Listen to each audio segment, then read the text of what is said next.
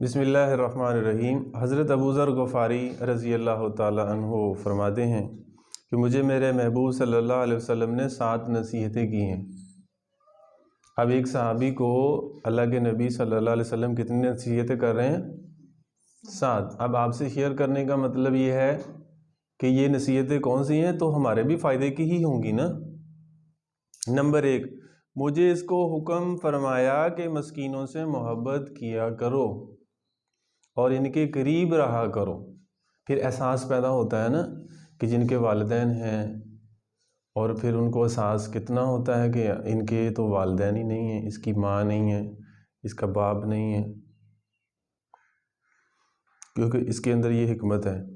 number 2، مجھے اس کا حکم فرمایا کہ میں اپنے سے اونچے لوگوں یعنی زیادہ مالداروں پر نگاہ نہ رکھا کروں، اپنے سے کم درجے